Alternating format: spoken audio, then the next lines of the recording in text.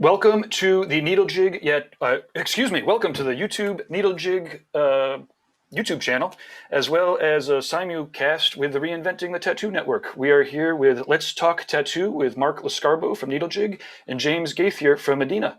And you can please let us know in the chat rooms if this is working for you, and maybe give it a like and a share if you want to.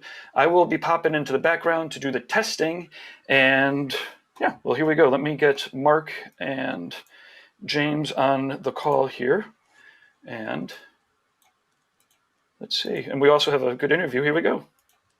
Take it away, Mark. Hey, good morning, guys. Happy Monday to you all. We're back live again today. I have my friend, James Gathier, on the other line here. He is the industry representative for Adenna products and kind of, all-around nice guy and a tattoo enthusiast, which is cool because I've been dealing with James for a few years now, and it's always been a business relationship. But I got to meet him last year, and we hit it off pretty good. And we actually filmed a short interview, I think, almost a year ago at the New England Tattoo Convention, and that never made it to air because, well, the world fell apart after that. And so we were getting ready to put that video up, and I figured, why not have a live talk with James because of all the chaos going on in the glove world right now. And there's all kinds of rumors. There's all kinds of theories. There's, everybody thinks everybody's raping you and whatnot. And I figured, why not, get the story straight from the source. So anyways, this is James. You want to say hi, James? What's going on, everybody? How you doing? Thanks, Mark, for having me on, buddy. No problem, man. It's always good to see you. James and I have become good friends. I think basically, or we're becoming good friends now that I understand that he's not just a sales guy. He's a serious tattoo collector. And to be honest with you, he's fighting for us in the corporate world to get us more of the products that we need, develop products that are already in use, and improve them for the tattoo industry. So it was really exciting to meet James and get to know him in that way. I mean, you could see he's a casual guy. I'm sure he's got his suits too, probably for the board meetings, but overall, he's a good guy to sit down, have beers with, and talk about art and tattoos. So it's nice to have a guy like that in our corner. And I'm rambling on a little bit here. We're giving it a few minutes for people to start to filter in and view here. But overall, I'm hoping for a good time today. We're going to talk briefly with James. Hopefully watch this video that we shot a year ago. And it's going to be interesting because you and I can look at this and go, wow, okay, that's where we were headed at that point in time. And this is where we're at now. How do those two visions relate? Are we on course? Are we behind where we're going? I'm sure you probably have an awful lot more to add to it at that. So right. What's your take on today? What are you hoping to accomplish today? Well, I'm definitely hoping to maybe dispel some of the rumors out there right now, that have come from the COVID market. And, as you said, we did, make an effort last year in New England to, kind of introduce who I am to the industry, kind of getting to know more and more people and talk about exciting things at the time. And within 30 days from that recording, the whole plan that I had or anything that we had discussed, just went out the door, and it was all hands on deck to, kind of go about the normal day-to-day to help people try to keep their supply chain and their businesses open, because Adenna doesn't service just tattoo. We service every vertical that needs disposable products. So, hopefully today we can kind of recap some of the goals and the vision and the excitement behind who we are, what we're in, and where we're going. And then also just kind of address any of the issues, and hopefully we get some questions today. That'd be pretty rad. Yeah, want everybody to know that we're gonna watch this short video. I can't remember exactly how long it is, but it's not terribly long. And then we're gonna have a live Q&A after that, where you can ask me and James, pretty much anything you want to know. If it's gonna be glove or supply chain related, James is probably gonna have more answers for you there. But feel free to ask me my opinion. You all know I give my opinion whether it's asked or not. So I share that freely at all times. So. Um, yeah, we've been live a little bit here now. I don't know anything Yeah. you want to say leading into this video, James, or I just think keep in mind that we had every good intention at the time. Obviously, there's been some developments of certain products, so I'm bound by NDAs. And now some things have actually gone forward, so there's not a lot I can really say. There's some teasers in there, but overall, we just talk about basic stuff that's still very true, despite the fact that the PPE world is completely different than it was that time last year. So yeah, I mean, for their viewing pleasure, this was the first time I ever got to sit down with somebody and really talk about certain things and the things that we're working on, and get to know one of my customers finally, after it's actually been close to 6 years now, Mark, since I first started with Adenna and took over your account. So wow. it was a great opportunity to meet you finally and talk about great things. But now, so when you're watching the video, everybody, we're going to go ahead and update any of that stuff. So if questions come up from watching that video, feel free to, write up. Cool. Well, it's fired up and ready to go. So just let me know when you want me to click go. All right, yeah, just stick around for the live Q&A after at the end here, guys, and let's take a look at our past selves, and then Let's talk tattoo. let's talk tattoo. Hey guys, we got a different kind of treat here. This is James Gathier. He is the industry representative for Adenna products. So the gloves you use, the barriers, the masks, a lot of things we sell that you love. This is the guy that makes a lot of that happen. And basically, we're gonna talk to him a little bit, and because we all know Adenna's really successful within the industry. And I'm wondering if you could give us a little information, maybe your theories as to why you think that is, other than just quality products, but why are they a step ahead of everybody else? Well, Adenna, in many ways, had filled a hole in the gap in the tattoo industry, multiple industries at the time, back in the 90s, where tattoo artists were looking for high-quality, consistent gloves. And at the time, there was this battle between latex and nitrile and allergies, and nitrile was brittle and would snap easily, and it was a little hard to manipulate. But as technology got better, Adenna was able to capitalize on a really good formulation that instantly was attracted, or artists were attracted to, because the quality was there. It was coming out of Malaysia, which is known for higher quality gloves versus China. And it was just at a time and a place where med suppliers were looking for black gloves, and the fragmented tattoo distributorships that are much bigger now, back then were also looking for a high quality glove with supply. And we were lucky at that time to get it into the market, and the market just gobbled it up. Cool. I gotta say, I was really pleasantly, surprised when I got to meet you, because we've only spoke on the phone, and I sort of just that salesman-like mentality, sales Right. call type of thing, or whatever.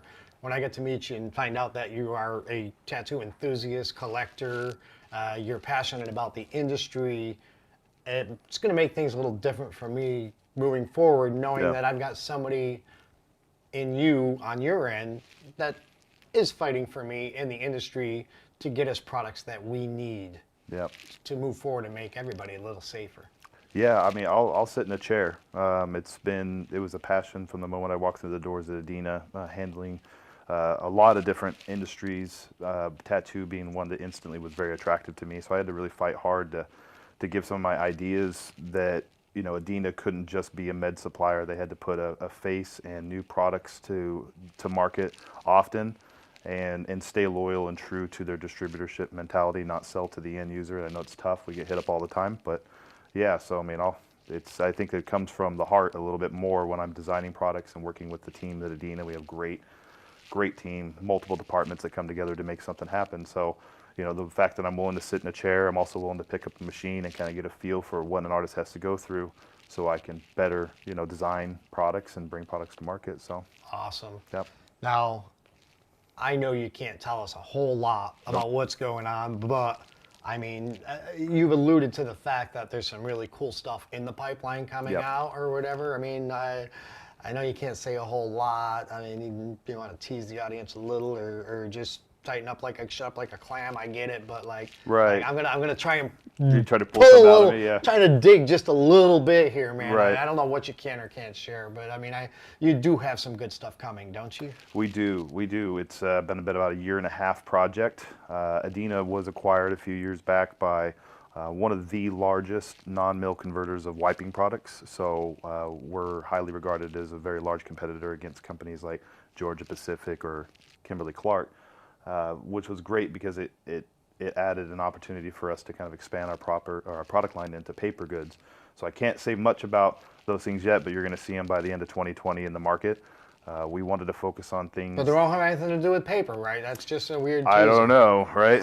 But yeah, so that acquisition expanded quite a few different opportunities for us. Paper goods is one of them for sure.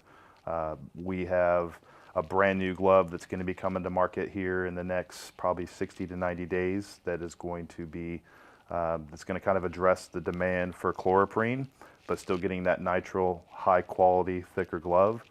We're excited about that. That should be coming out really soon. And then, yeah, some really good stuff by the end of this year. I can't wait to roll out. But we really wanted to keep the process in mind more than anything. We didn't want to just launch something that was already there. We wanted to add a little bit more value, but then also think about what a tattoo artist has to do when they're in a session with their client, and try to make something easier for them. So 1.0 on all these products is going to be studio focused, and then hopefully, 2021 and years to come, 2.0s will be focused on the expos and the traveling artists. Now, I've been hearing the word chloroprene, not constantly, but it's been popping up more and more and more frequently. Can you elaborate on that just a little bit? Let people know what, Yeah. what the desire is for that glove. Well, chloroprene's it depends on the artist that you ask, and how they got introduced to an alternate to nitrile. But I alluded to earlier, latex and nitrile battle back in the day. Right. Because of allergies, well, people still have slight allergies to nitrile. Nitrile can also be still regarded to be a little bit stiffer and not have that tactile sensitivity. So chloroprene is not widely produced at all, so it's expensive to import, but it doesn't have the same butadiene, sulfurs, and some of the same accelerators that a nitrile glove would. And it makes them a little bit softer, but you have to shave the specs down thin enough so that you can keep the price point with what the tattoo market is accepting. Okay. So it's to some degree, say, more inert to most individuals. Yeah, a lot of artists will definitely claim that as well, that it's just for them. They have no skin irritation. I've also heard opinions of where it's easier to don, which is donning, that's the industry term, putting the glove on maybe after you've been going on and off. Right. In your hands and your pores have been opening. So sometimes the nitrile can get a little bit sticky, or maybe even latex, but chloroprene is regarded to be a little bit smoother to don on the hands. All right. Yeah. Well, cool, man. Yeah. I appreciate you taking a little bit of time to talk to me, man. And I just wanted to introduce you to the tattoo community or whatever. They see you. You're going to start doing more shows. Yep. Come on up, introduce yourself to James, say hello, ask him maybe for some samples or information on what's going on, and pay attention, people, because Adenna's in our corner and they want to make things better for us, and I'm happy to sell the products. I use the products, and like I said, it's nice to know we got a guy like this in our corner. Yep. Thanks, James. Absolutely. Really appreciate you. You got it. I'll sit in your chair one of these days. Awesome. Awesome.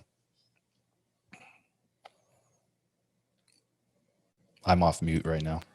But Mark is not off mute. We can't hear you, Mark. All right. Sorry about that, guys.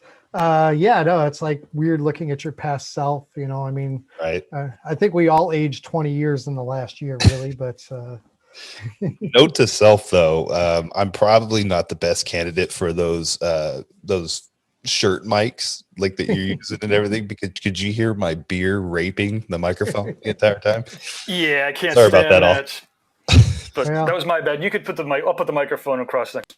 Yeah, well, I is a think we much had better the boom setup. mics too. He just maybe used the wrong ones for the Yeah. sound.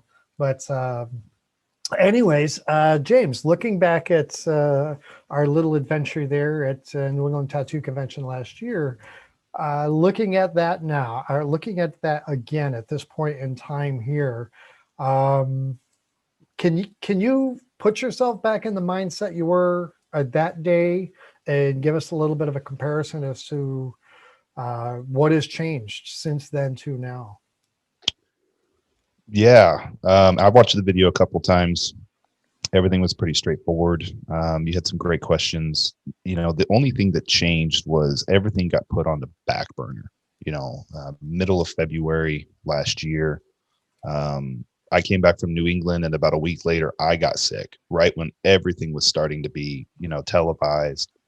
Internally, as a corporation, we were starting to work on the protocols of getting people out of the office, create a safer environment.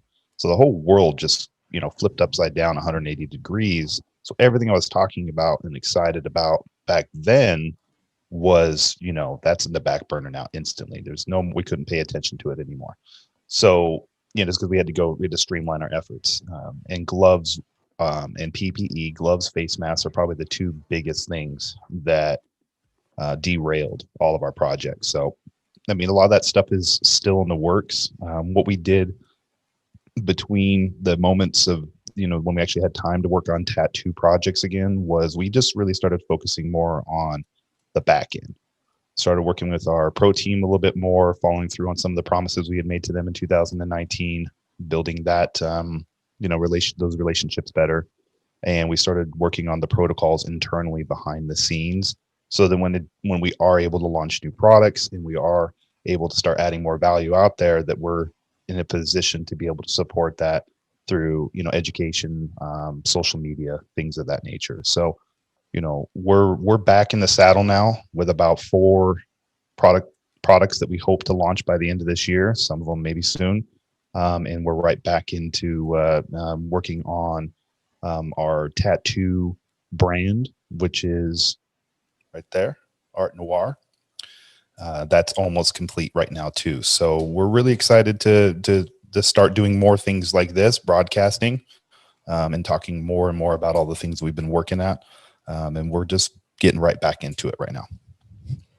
Cool. Good to know. And for those that might have picked up on that, Adenna has been developing their own pro team, people, higher level artists in the business that they can get these new products to, get them in a working environment and get instant feedback on to help with the development, which is, again, it just tells you that they care. They, obviously they want to grow their business and be more successful, but they're willing to put the effort in to help us all grow, which is awesome if you ask me.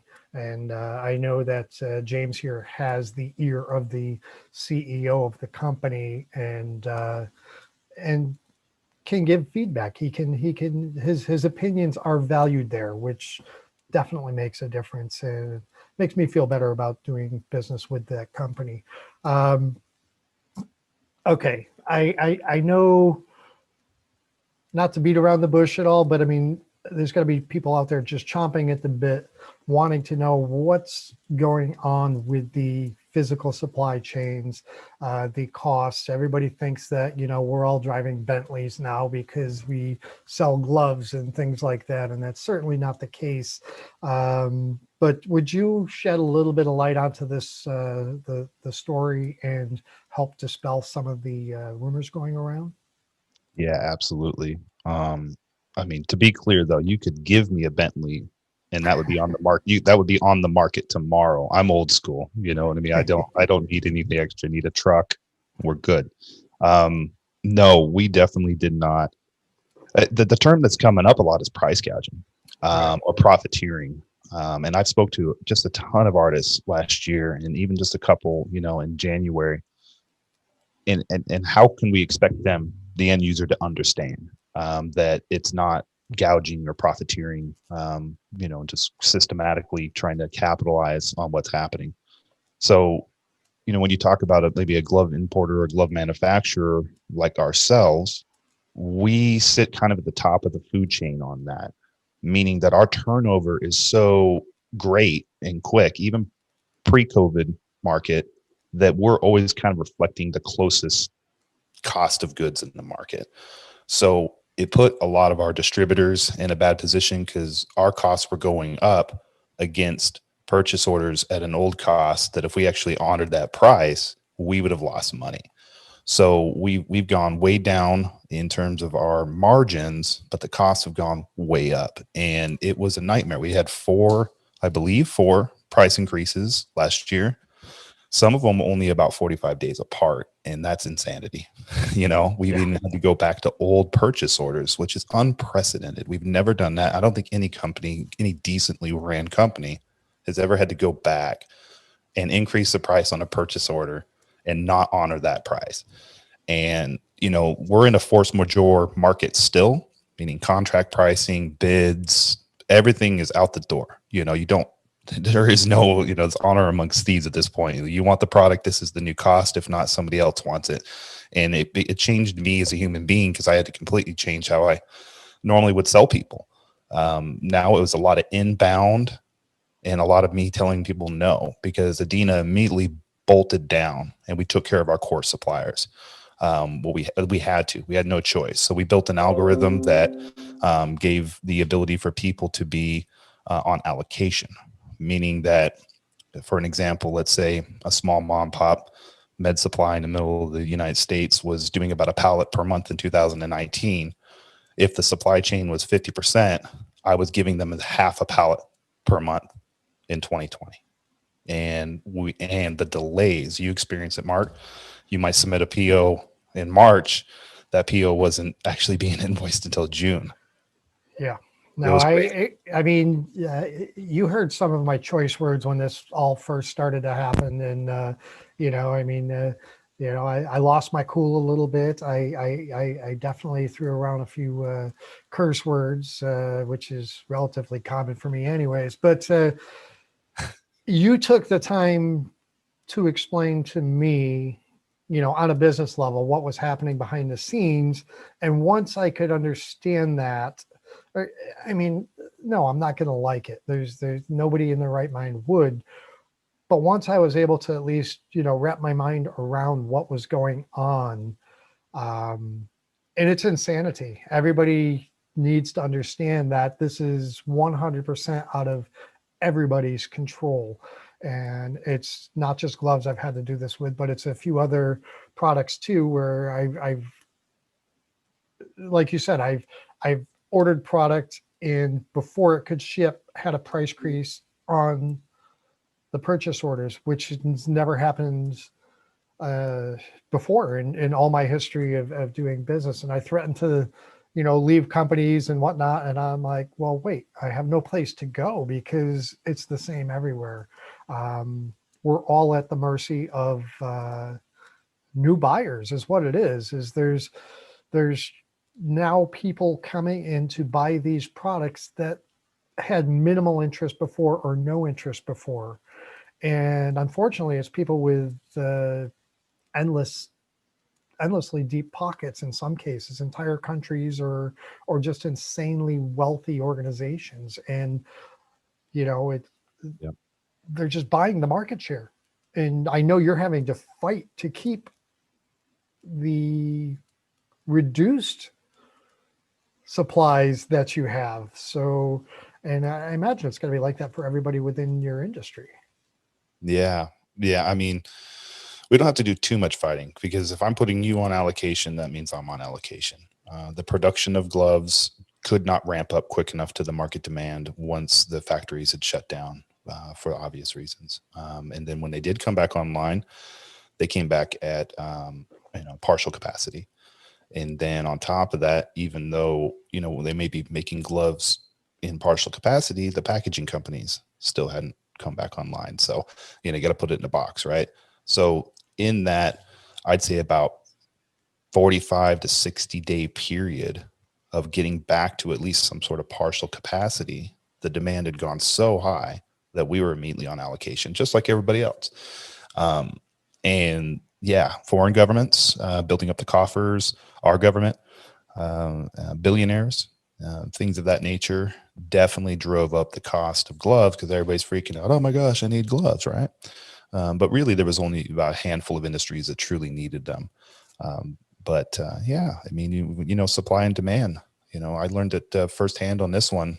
For sure, it is what it is at the end of the day. And now you're going to see occasional new gloves popping up everywhere. I was just visiting with 2 studios last week here in Vegas, and you got guys rolling around selling them industrial grade gloves and not telling them that it's not an exam grade glove.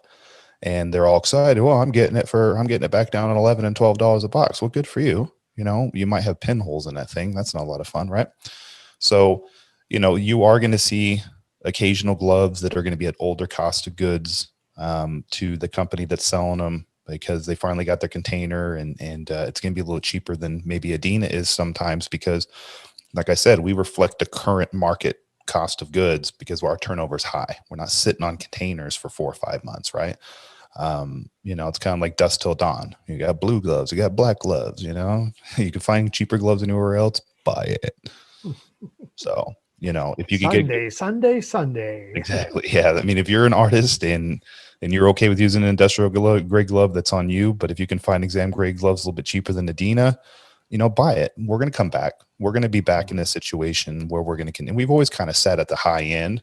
People always paid just a tad bit more for our gloves anyways, because they knew that they can trust the quality overall, and that's not going to change. But yeah, so it's been a big learning curve for everybody. Yeah, I've had to explain to, some clients that if you can find other gloves, I appreciate the loyalty and wanting to buy them from me, but I may not be able to help you at all times. And we've even sent customers to competitors, direct competitors of mine that I know have current supplies. So, let's say I'm out of Adenna, but I know Tommy's here, who's just down south in Connecticut or whatever. Tommy, good friend of mine. If I know he just got a shipment, I'm gonna tell my customers to go where they can get the product, a good product and a safe product. I'd love to have the business. I'd love to have the money, but in the long run, I'm here to help people find what they need and get what they need. That's right now. It's we all have to work together to help each other, I guess, until this is over.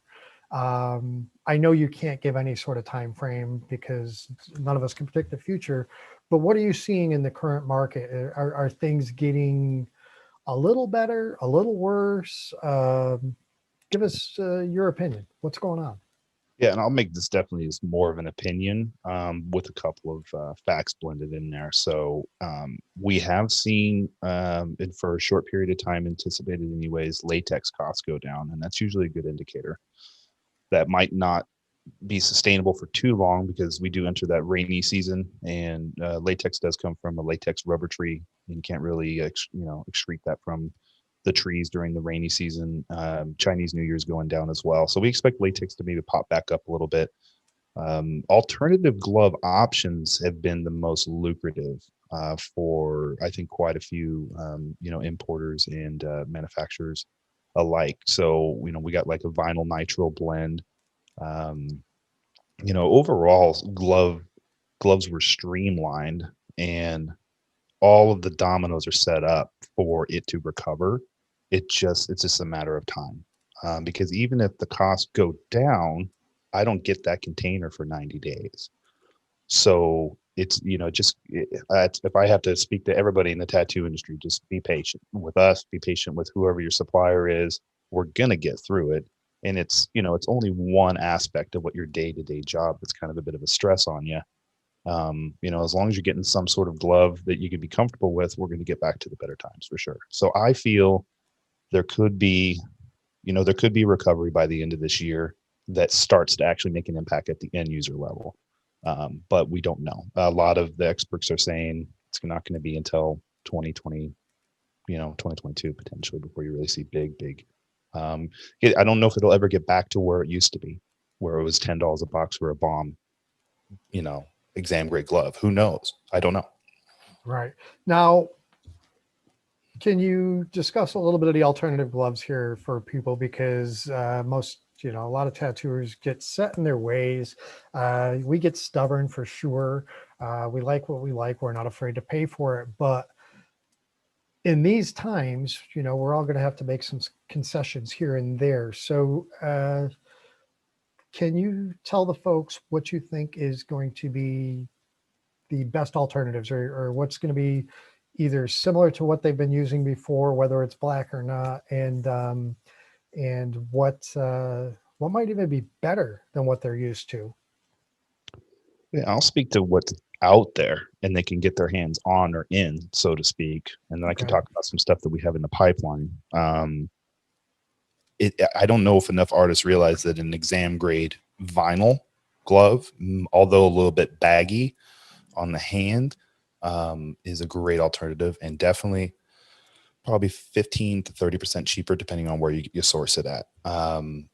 You know, you can always go with a thinner glove if you get your hands on it, as long as it's exam.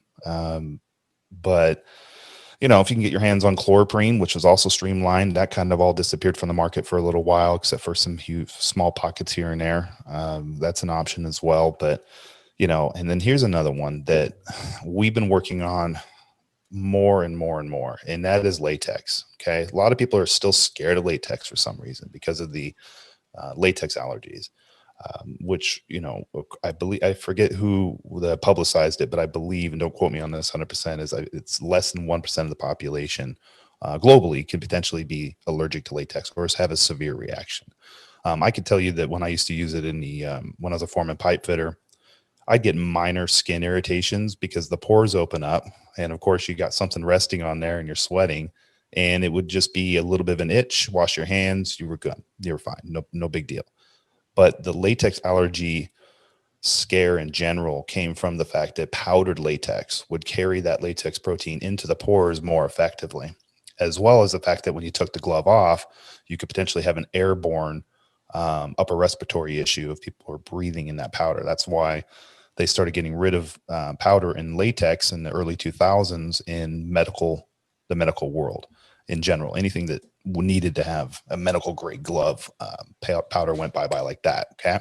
That was just before I got into the industry. So if you have a fear of latex on your own usage of it, understandable. But if you haven't used it in a really long time and you can get your hands on some good latex gloves that are exam grade, give it a try right now. Okay. If you can't get nitrile, latex might be the option. And then I know artists are concerned sometimes if their client has that, but then again, that goes to your professionalism as well. Is that on your, you know, your waiver and your form? Identify if they have a latex allergy, because most people don't at the end of the day. I mean, latex is used in a ton of things in the medical world, not just gloves. So I think that, you know, short term, don't be so, you know, closed-minded or have the blinders on of what you've always used. If you're still finding nitrile somewhere and you're paying the top dollar for it, or maybe even getting it cheap, and as long as it's exam, whatever. But if you need something in the meantime, don't be afraid to try other gloves. Well, that's a good plan. I mean, you could always keep a case or two of nitriles in the corner and then your main stock latex. If that's going to, you know, if it's going to work for 90+% of your clients, why not? I mean, for a while, we're all going to have to use what we can find in the meantime. Okay, now going back to your products and whatnot. What's this? What's this? Ooh, shiny. This is one of the things that we were alluding to on the video last year, Mark. And I think I've got a few cases of those downstairs, just in case you're interested. Yeah. Now this glove, I was extremely excited about this glove in 2019. The entire team was, but the POs didn't get in quick enough with the mills to be able to follow through on that amount of supply in the supply chain by the time COVID had come around. So we got very little this year, and we used it as a substitute, offering it to our distributors as, hey, I can't get you your normal stuff. Do you want to try this? Also, because we had so little supply, and our pro team have just been phenomenal in terms of understanding everything, we had to trim them down to half the amount. We usually give them a case per month, which pre-COVID is not all that much in general in terms of the savings, but it's still, you know, it still helps.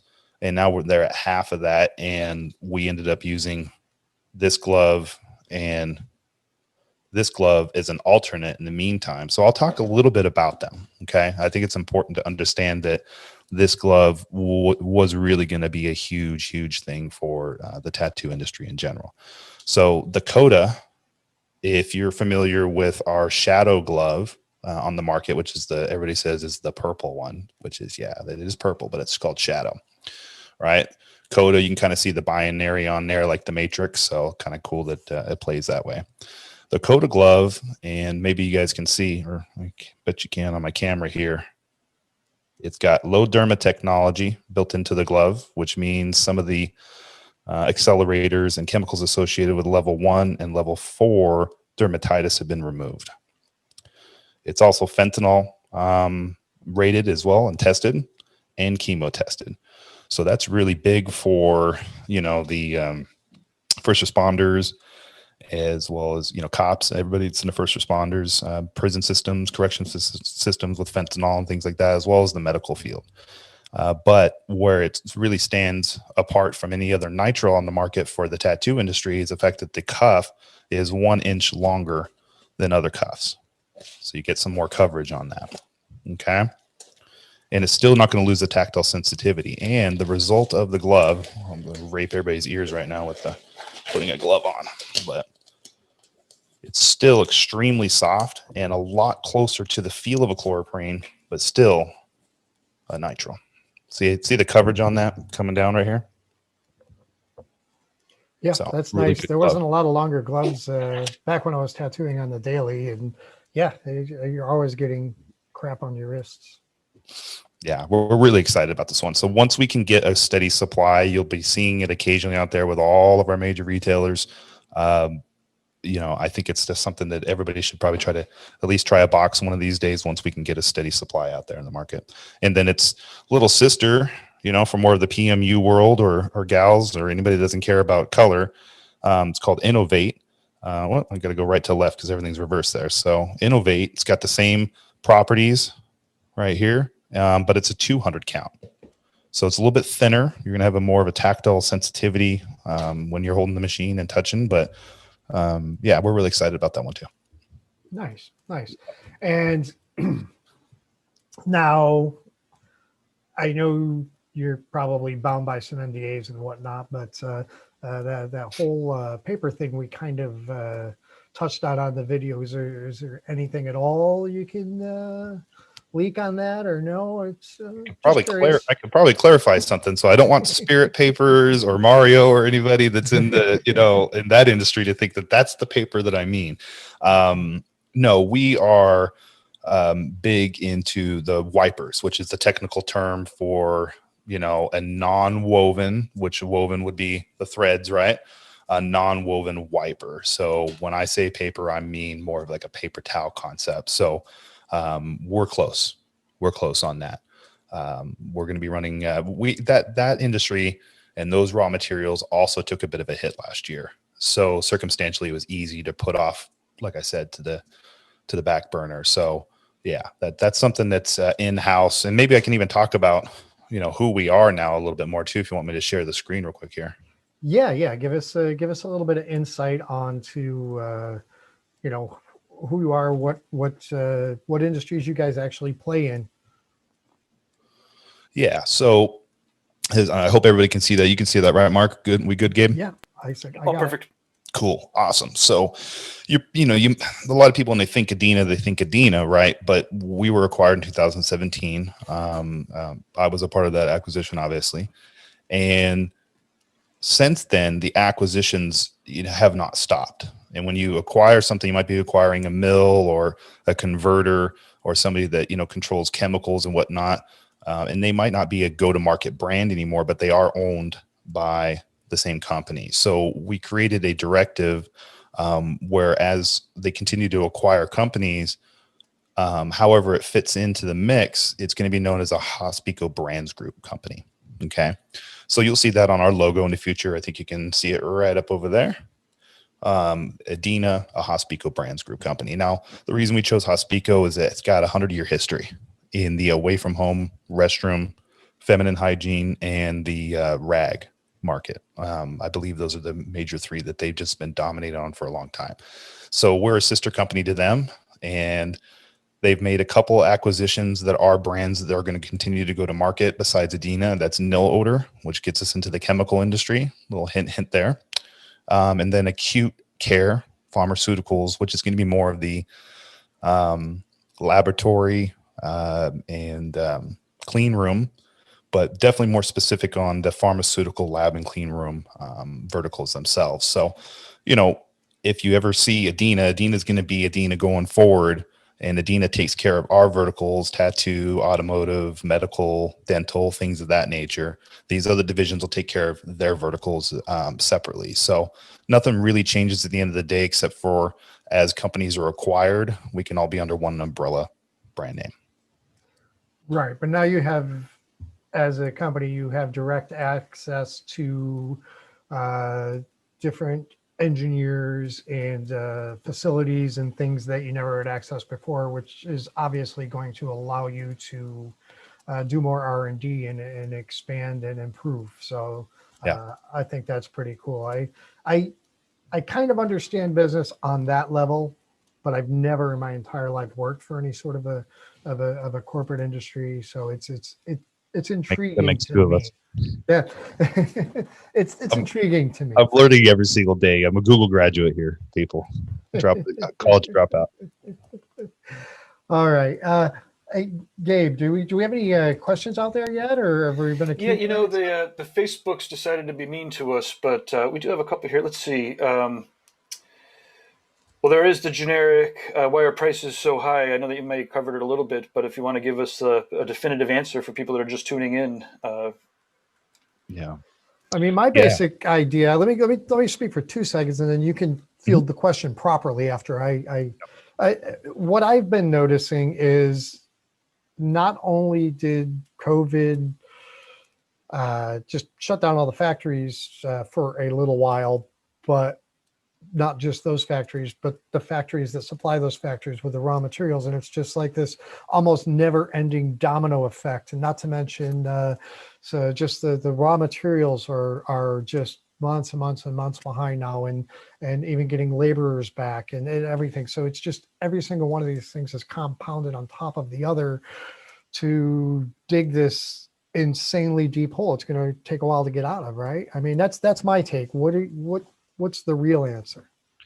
I mean, you're hitting the nail on the head. I mean, it's difficult to dance around and sugarcoat this market right now. And yes, it goes all the way down to the raw materials. If demand goes up, costs go up.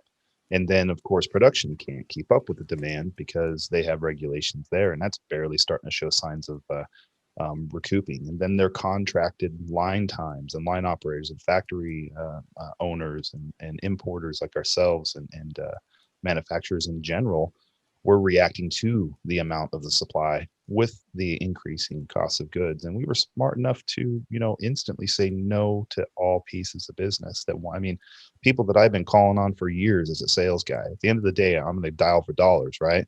All of a sudden, my best friends, and I got to tell them to go pound sand because I got Mark, I got Kingpin, I got all these great customers that are relying on me to get them one of the highest demanded products at that moment in time. And I don't got as much for them, and the cost is going up.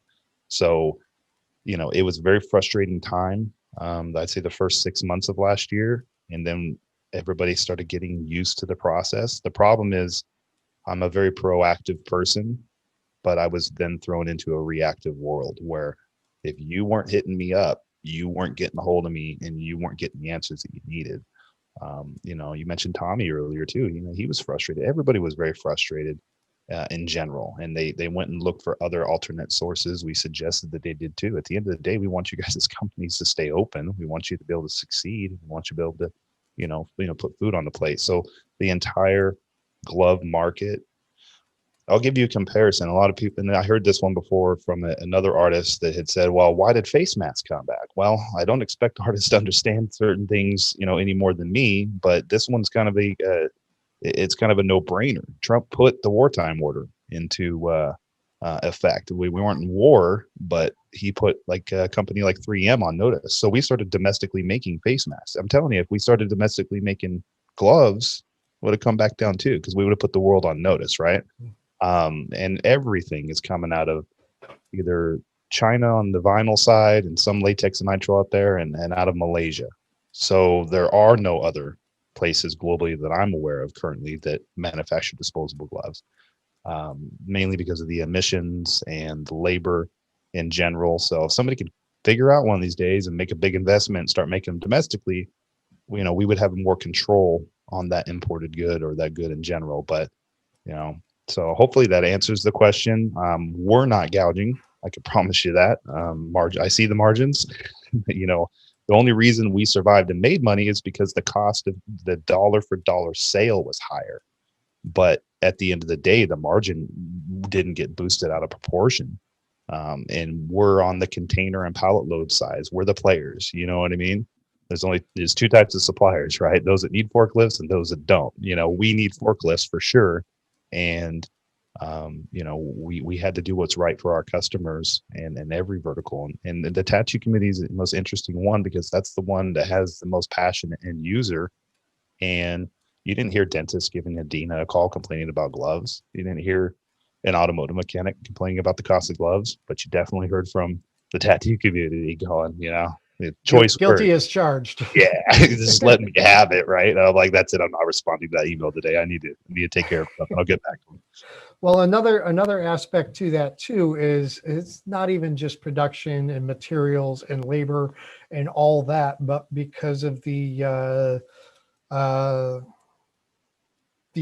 increased tariffs and everything else that's going on in the world, logistics. Ships were not leaving the ports until they were filled to a reasonable level to where the shipping companies were making money. So even if I had containers sitting in China or Malaysia or anywhere else, if I had containers ready to come to the US, they could be sitting on a boat for a month or two before they would leave port and even head this direction, just because there wasn't that much product moving. Everything got scaled down dramatically. Right. Yeah, that's true as well. I didn't even mention logistics. It's just so that everybody knows the community. It's the raw materials, the converting of the raw materials, the line operators like ourselves that spec the products that we need for the industry, the individuals that the individuals that package those goods. And then once it's packaged, then it's got to get onto a container, and then that container's got to get over here, and then we got to get it into the stock, and then we got to unload it and palletize it and fulfill POs and get it out there, and then you got to sell it. It touches so many different steps along the way that, and I'll tell you, go back to 2019 and every day that I've been in the glove industry before, we would have fluctuation of goods all the time, but our habit isn't to increase prices because our stuff goes up a few percentage points. It's ride the market, enjoy the nice ones, and then go ahead and eat the small ones. And I think before COVID, I had increased prices once and maybe 5 years on you, Mark. Right. Maybe. Yeah. We're not in the habit of hurting people. We're a part of something big, in general. So yeah, I mean, we're going to get through it though. I mean, all those moving parts that we're talking about in the entire supply chain, they're going to have to snap back eventually. Well, I mean, in the end of the day, I mean, you work for me. I mean, just like I work for my customers, I rely on their business and their revenue to maintain my business, and you rely in part on my business and my revenue headed your direction to stay in business.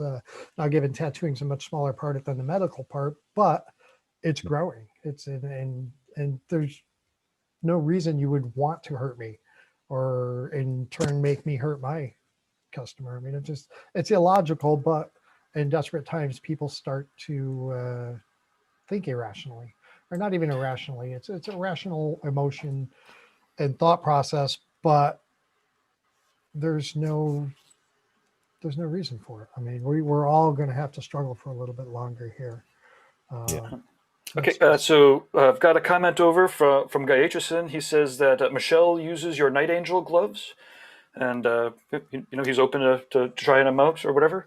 Let's see, what else do we've got? Do you want to talk a little bit about the difference or the need for exam grade gloves as opposed to just some people are just picking up industrial ones? Yeah, I want to hear that. Give us Yeah, an explanation. yeah, there's a lot of convolution there. You know, it's not that much of a cost savings to bring in an industrial grade glove versus an exam grade glove. However, an exam grade glove does go through several different points of quality control on the line in terms of how we spec the product. You definitely use formulations that create the least amount of pinholes.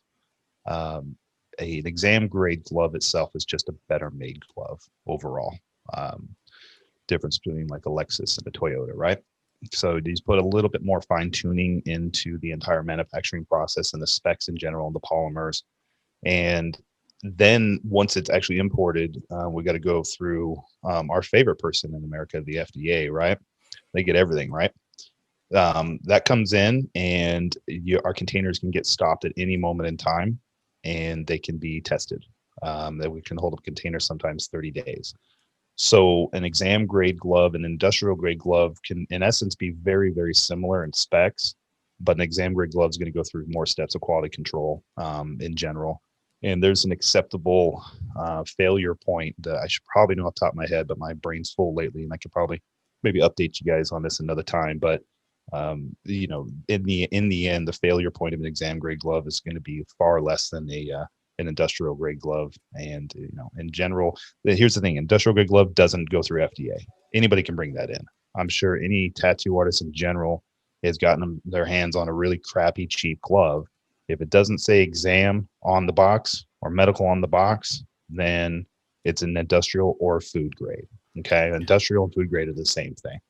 So, hopefully that answers the question a little bit. It's definitely a lot more science that's above my head, but the overall quality of the product, everything from the polymer to the production process in general on a medical grade glove is more closely watched. And yeah. And is there a just to follow that up? Is there a difference in the for the latex in the exam and the industrials of the breakdown times for petroleum based lubes, or is it all just?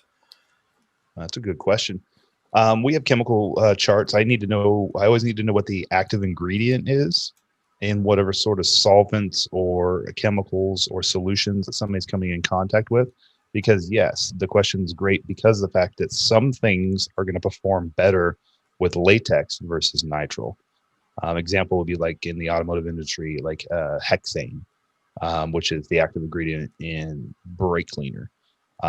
It's one of the few things where you would end up dropping your nitrile and go into a latex. And technicians don't really know that, so they don't keep both of their options on the wall. I like this glove. This is what I use. But I always say, watch how your glove is performing. The last thing you need to do is be using some sort of chemical and have it seeping through the glove and getting into your hands. The body soaks up stuff pretty quickly. So yeah, I mean, always pay attention to how your gloves are performing. Latex is always a great option. It's more of a natural product, not synthetic. It's more flexible in general, easier to manipulate in the manufacturing process. So, I mean, me personally, I always lean toward nitrile for a lot of the chemical stuff that I personally do on in my free time. But yeah, always pay attention to how your gloves performing. You don't want to just dip it into a vat of acetone or something, but for most disinfectant, I think you're going to be just fine with either option. Yeah, I remember, I don't know, it's probably 20 years ago, the early 2000s, there was the fear factor when people started moving into the nitrile more than the latex of like Gabe said, the petroleum breaking down the latex components, and people were talking about, if you're using latex, you need to change your gloves every so many minutes, and at that point in time, we didn't have the world at our fingertips on a keyboard here either. So yeah, you had a tendency to believe more of what you heard if you thought it was coming from a reliable source. I can only think that things have gotten better since then from a production standpoint or inspection standpoint, where the stuff that's going to market nowadays, as long as it's exam grade, is probably got some longevity to it. Am I wrong in that assumption? Or, I mean, in the market in general. well, I mean, if I'm tattooing with latex, because we obviously were just trying to, not trying to push latex, but telling people it was a viable alternative, and Yeah. they should use it where they can use it. Is there an increased risk in using latex when you are using petroleum? Now, a lot of tattooers are reducing or eliminating petroleum-based products in their procedures now, so that's doesn't come into play for a lot of them. But You would mean like an A&D or something like that for A&D, or even those that still want to go old school with the Vaseline, or Yeah, I don't think you're going to have an issue overall, just because it's not like you're coating the glove in it. But then again, it just depends. I'd have to look at all the active ingredients. Petroleum itself that's a really wide, broad spectrum, thing to say. It just depends on. Here's the thing: there's a lot of latex users still, even though I'm telling you, hey, that's an alternative for all you nitrile individuals out there. Latex is still very widely used. The Phantom glove is still the #1 glove in the tattoo industry. We can track that. You know what I mean? That information is there. So people are loyal to that glove, and they are having zero issues with it in general. So, if it's breaking down with a strictly petroleum-based glide of some sort, then change something. Change the brand of the glove. Change the brand of whatever you're using during the tattooing process. If you're having problems, or give us feedback. You can always hit us up. I believe it's marketing@adenna.com. You can hit us up there. Or, James.Gathier@adenna.com too. You can always, I'd love to hear if latex is breaking down with traditional Vaseline. I wasn't even aware of that as that being an issue. So yeah, if we dig into it just a tad bit further one of these days, I'd love to even learn more. I'm already making a note to maybe do some research on that myself.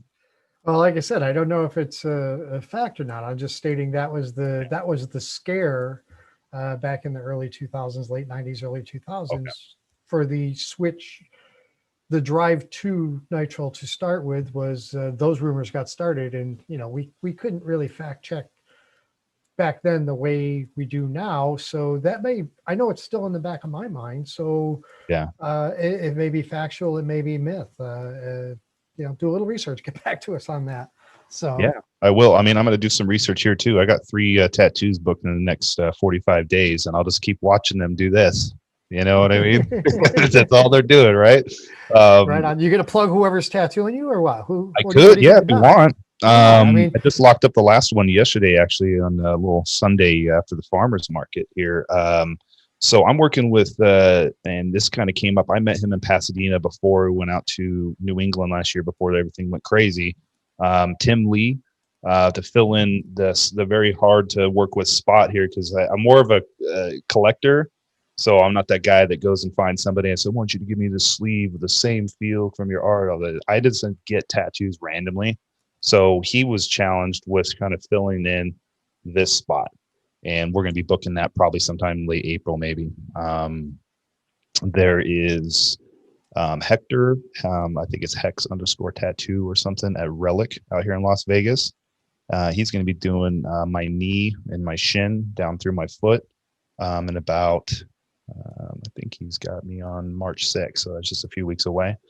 And then there's another one. This guy's awesome. I just met him. It's Austin. I think it's OK Austin out of Reverent Tattoo in Las Vegas. And he's going to do the back of my calf, because I already have 2 pieces on the side of the calf that I've gotten done at shows and stuff. So I'm excited to get about 3, maybe 4 tattoos done before the, pool weather. awesome, man.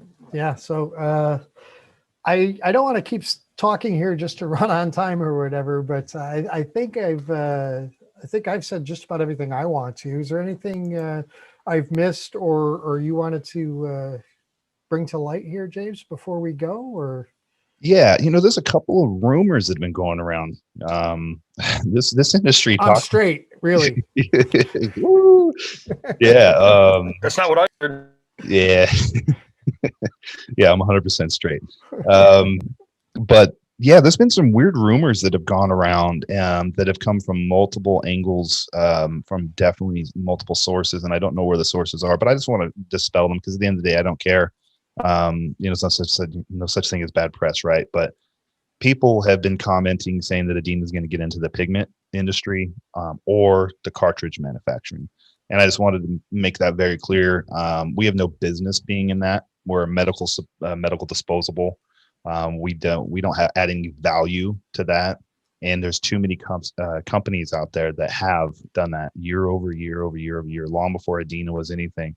All the old school guys that made these types of things great in the industry, we would be shitting on our customers directly if we ever played in that space. So I'm just making that clear. Unless there's just an insane market shift or something unforeseen, in general, we have no plans to mess around with inks, pigments, cartridge manufacturing at all.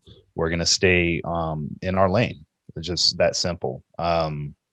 There's another thing that comes up a lot of the times where somebody's claiming that Adenna is selling to the end user. Again, unless something changes drastically with this industry, we want to stay to our core distribution channels, and just respect that distribution channel and supply chain in general. So we have no plans to do that. And then there's also zero ownership between us and some of the largest distributors out there. So we don't make that distributor retail dollar. We're not associated with any company that does, other than the fact that they are our customer. And again, going back to everything else, we're not going to take a big poo on our customers by undercutting some of their intellectual property and the things that they've worked really hard on, such as yourself, like that. Mark, you drop me in a second if I started making cartridges, right, bro? True story, man. Yeah. True story. So, yeah, I just wanted to say that. I mean, there's not much else to say beyond all that, but it has been going around, and that's cool. And I have exciting conversations with people at shows for the last few years now, and if they take it the wrong way, and people want to yam on about that behind my back, that's cool. But at the end of the day, I'm not really concerned about it. But I think it'd be good just to let everybody know that we know how to stay in our lane. It's just a sign of success, man. There's always going to be that going out there. Me, I'm a little guy, so I have to start the rumors about me because nobody else will do it. So, all in all, man, I'm just glad we finally got to meet last year, James. We've gotten a bit closer over this last year. We definitely you were really patient with me when I absolutely lost my shit earlier in the year in your direction. You've been prepping me on that for a few years, though, Mark. I think the day one when I started becoming your sales rep, you look for a way to hammer me. So I've been cross training for COVID for at least 4 or 5 years. Hey, I've always got to be fighting for the best price and the best service on my end, so that I can in turn pass that through to my customers. And just so you know, you're not the only guy that gets that from me. It's virtually everybody. Every vendor I have to deal with has to jump through a few hoops for me. Like I said, I'm working on behalf of my customers at all times. So I think that about covers it, man. Yeah. Is there any more questions at all, Gabe, before we jump off of this?